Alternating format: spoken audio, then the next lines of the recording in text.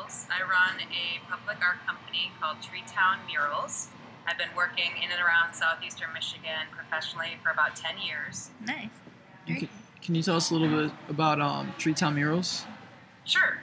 So I got my start as a public artist when I was a teenager. I started doing big public murals underneath the underpasses in Ann Arbor, using those kinds of sort of segue spaces between neighborhood and city as canvases. And I got such incredible support from the neighborhoods and the community that I started getting commissions and I started getting outside funding.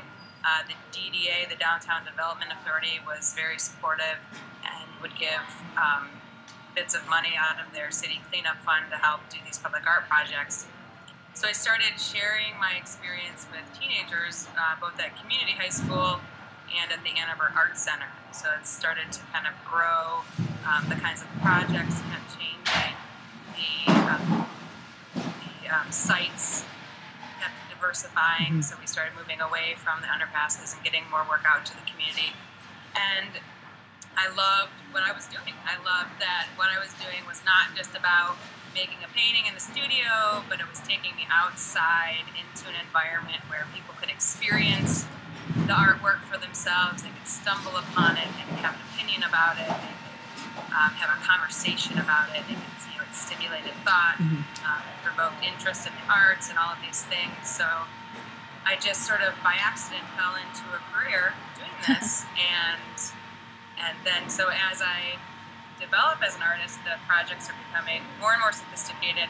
The community outreach is becoming more and more developed.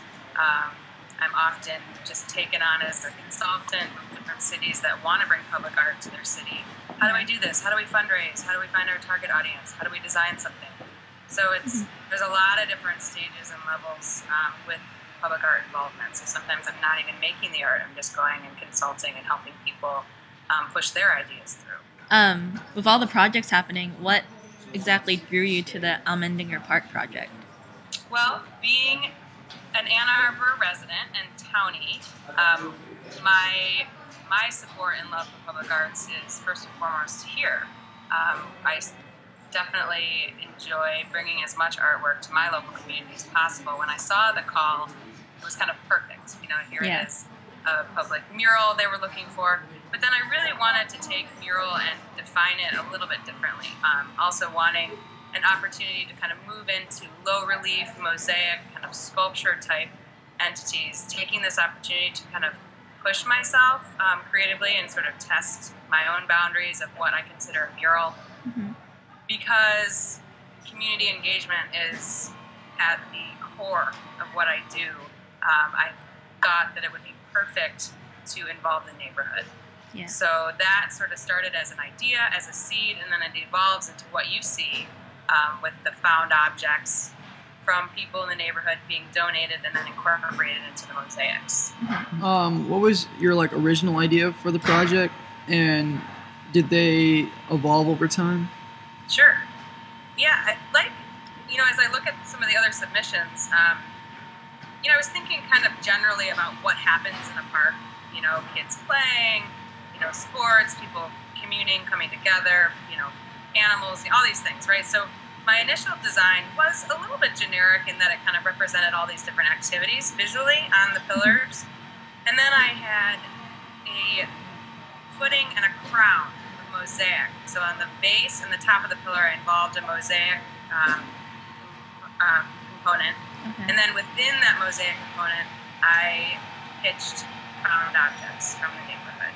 So it evolved from being a little more static and generic to a more abstract kind of installation that was more centered around the mosaics and the found objects than the actual painting per se. So there was quite a bit of evolution, and some of that was guided by the task force, and there again lies collaboration. They knew that they wanted to hire me because of my desire to bring in community action that I was able to take and then evolve into what you see now. Yeah. So the found objects actually started as a small part, and then they grew into exactly very cool. And they grew into kind of the heart of the project. Yeah. Because now the colors are more of just accents to the actual. Totally. Yeah, very good. Yeah. So, how did you go about making the piece and collecting the objects and all of that then? Sure.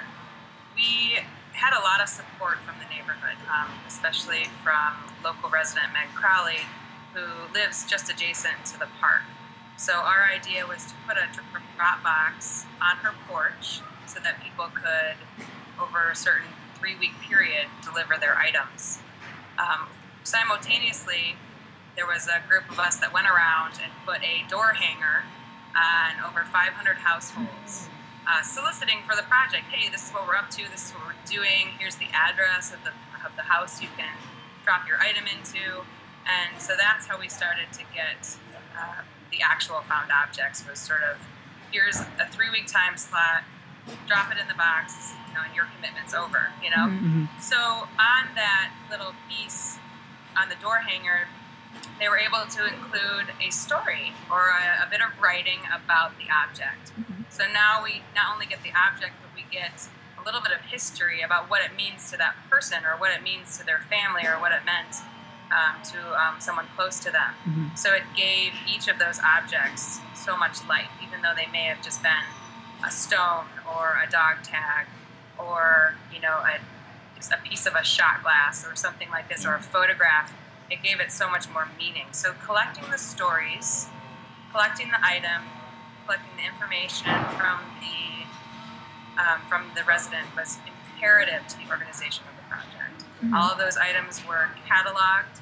I photographed and documented every single thing that was given, and then continued to set those pieces into an epoxy resin that they would then be transferred into the larger mosaic, which is just cut, kind of playfully cut glass. Mm-hmm. Okay.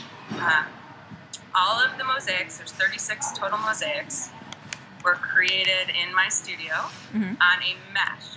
So I did all of the designing off-site. Once they were glued to the mesh, they were brought down to the site, glued, and then the following day grouted. So a very standard, typical mosaic process. Uh-huh. The actual painting of the pillars was the last thing. Mm-hmm. So for a long time, residents were just seeing various stages of mosaics being added to the pillars. And then I decided my color palette after they were all up, did some tests, and then kind of redesigned. So there was even still an evolution in the creative process to the very end. So now that the project is complete, how have you noticed the community actually interacting with the project, Well, or its effect? There's on a couple different levels. Physically, I go down there frequently. I go down there often to check on it. Mm-hmm. It's sort of new material, new media. We live in Michigan. We've got crazy climate issues with freeze thaw. So it's kind of my baby for a while. I'm taking care of it. I'm touching all of the pieces, making sure they're still solid, and and so that I get to interact with people coming to the park.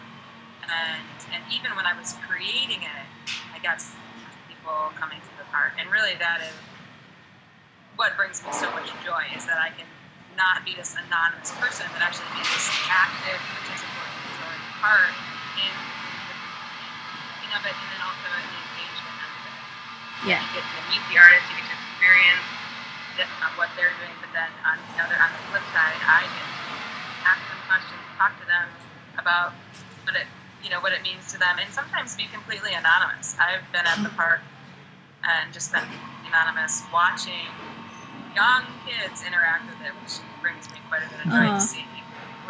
It's like looking and touching. The other thing about it, it's very interactive. You can walk through it, you can walk around it, you can see it from a distance, you can come up close. You can read the little descriptions that are in the most, respond to it, and actually identify with it. So it's a very kind of personal experience that people can have with this piece of art. And I may never know how everyone sees it, and it may range. It's a very artwork is subjective, right? We all interpret it and come at it from different perspectives. This is a gem to some people, but it may be a piece of trash to others. I have no idea. Yeah. And so we can only move forward doing the best that we can to produce the best product and to have the best outcome. Now, on another hand, I've noticed even the making of this everything about it was collaborative, right? From from the idea to the conception to the neighborhood to even bringing on other artists. Never scouted anything before. I brought in a professional Detroit artist to teach me. So just as a lesson to all develop artists, never be afraid to take on a new challenge or a new commission or a new project. Everything is an opportunity to grow and better your craft. So it's the challenges that really help us elevate who we are.